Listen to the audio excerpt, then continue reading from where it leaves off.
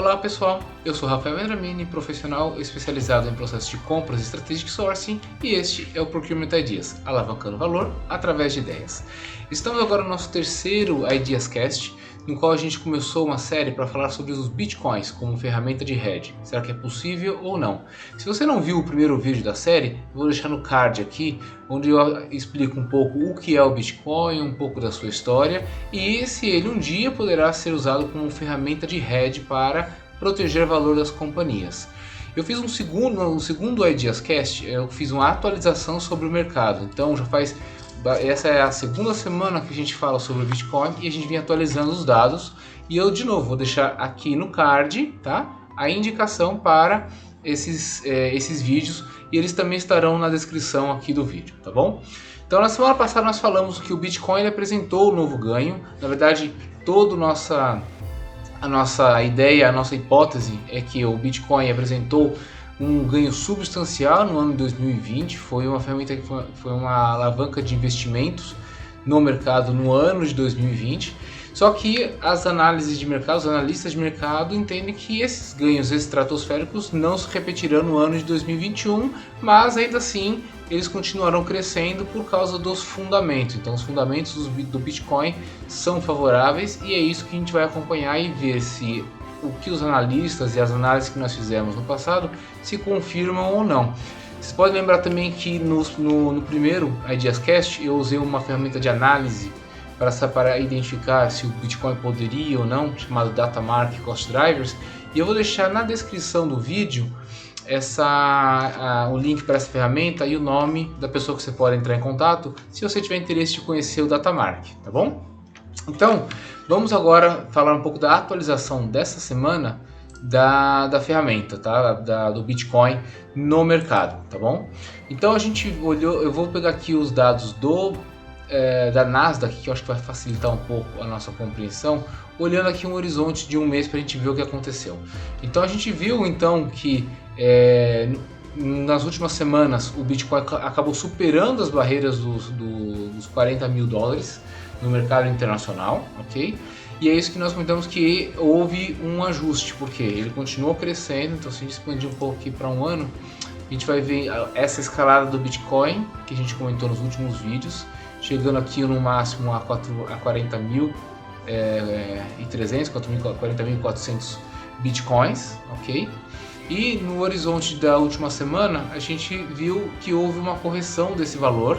Então o que nós vimos no Ideas Cast 2 principalmente é que os analistas entendiam que havia sim substância para o Bitcoin chegar e se permanecer no patamar de 35, 36 mil Bitcoins, e houve esse ajuste nas últimas semanas, tá? Esse ajuste então aconteceu durante a semana passada, na qual ele chegou de novo a quase bater 40 mil dólares no mercado, mas ele acabou fechando aqui no dia 16 na casa de quase 36 mil dólares o Bitcoin. No dia de hoje, segunda-feira, dia 18, a gente vê que a criptomoeda apresentou uma boa oscilação, mas sem ter um rally muito grande. Chegou a bater aqui os 37.200, quase 37.300, e fechou aqui cotando na casa de 36 mil dólares e apresentando aí um ganho no ano na casa de 22%, tá? Quando a gente usa outras ferramentas como o próprio, no caso do mercado nacional, que é o InfoMoney, que é uma das que eu mais gosto de usar, a gente vê exatamente o mesmo comportamento. Então nessa curva não tem diferença, tá? O que vai diferenciar dessa curva com a outra que a gente estava vendo é que essa aqui é uma curva em reais. Então a gente pode ver que a moeda em reais fechou no dia de hoje, dia 18, a 190 mil reais o Bitcoin. Só que assim, como a gente tem uma diferença cambial, o ganho no ano até agora está na casa de 27%, tá? Então ele continua sendo sim um investimento interessante para proteção de carteira, tá? E então a nossa perspectiva de manutenção de ganhos continua sendo muito positivas, mesmo ele tendo tido essa correção que a gente tinha comentado no passado, desde dia 9 de janeiro, e também na semana passada teve uma nova correção, um novo ajuste de mercado, que, como dizemos, o Bitcoin está muito propenso a esse tipo de volatilidade, tá bom?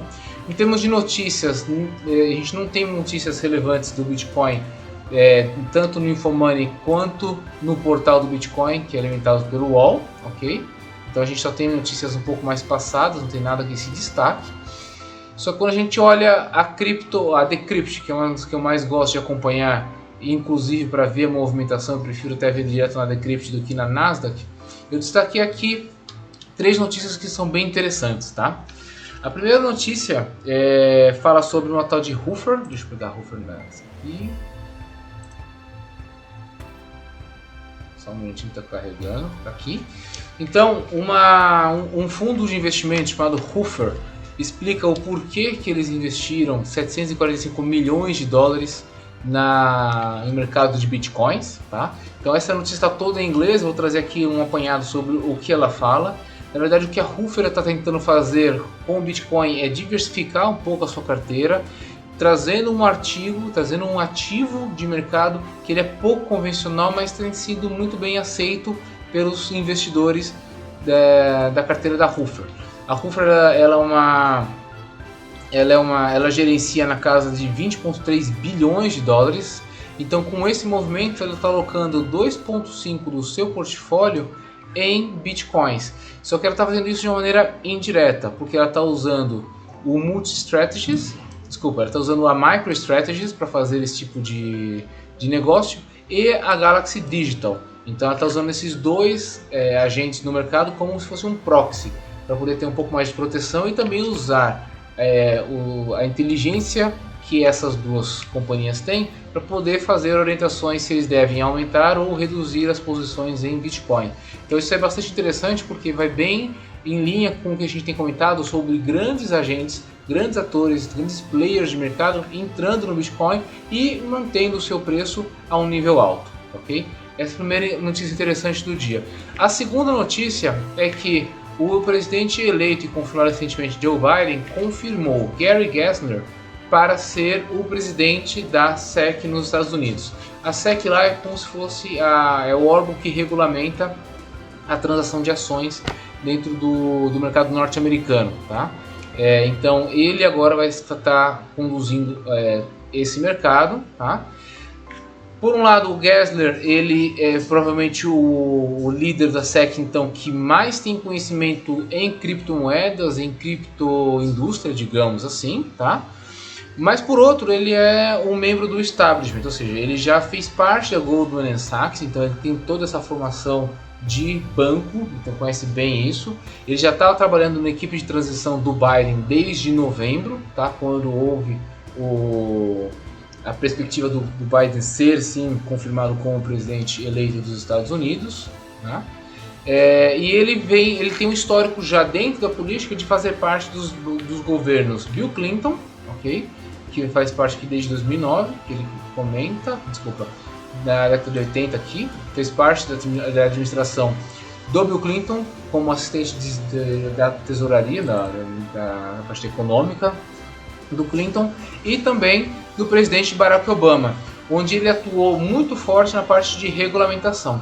Então, dentro da criptomoeda, da criptoindústria, essa notícia acaba não sendo muito boa, porque ele mesmo advoga, como diz aqui na notícia, deixa eu melhorar aqui, ele advoga que deve ter uma maior regulamentação e supervisão das criptoindústrias no mercado norte-americano, e isso de uma maneira nacional, que isso não deveria ser feito a nível estadual, como ocorre muito dentro da política norte-americana. Então ele advoga isso, e isso não é muito legal para quem quer liberdade e se livrar das amarras do governo, das amarras governamentais, fugindo para as criptomoedas. Tá? Essa é uma notícia relevante.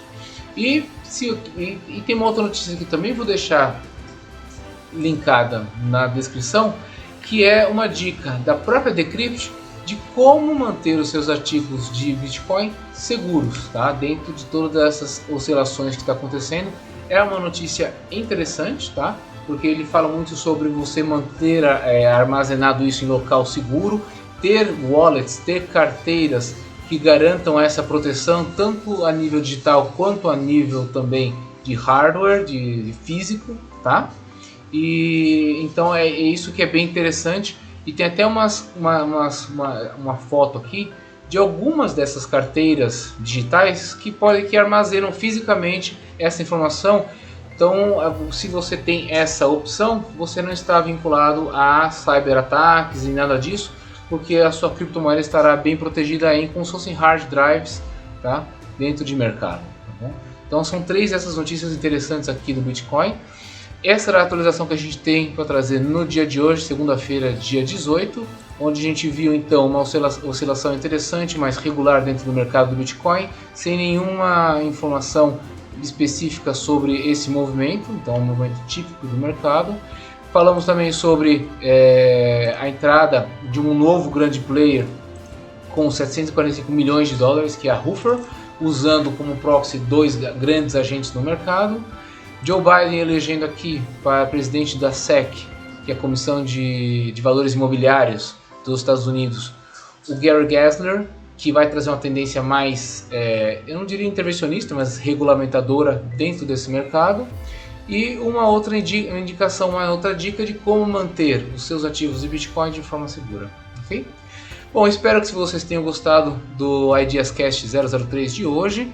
Se você gostou, deixa o seu like, compartilha esse vídeo com seus amigos e colegas. Não se esqueça de se inscrever também aqui no canal para que a gente possa ganhar mais notoriedade e crescer de forma orgânica dentro da rede. E eu te agradeço de coração se puder também deixar nos comentários a sua opinião, se você acompanha o Bitcoin há bastante tempo, se você se sente confortável em investir na moeda e se esse formato de Bitcoin, de Ideascast que a gente está adotando para você é interessante ou não. Deixa por favor para mim nos comentários que eu vou ficar super feliz contigo, tá bom? Muito obrigado de coração, nos vemos na próxima, fui!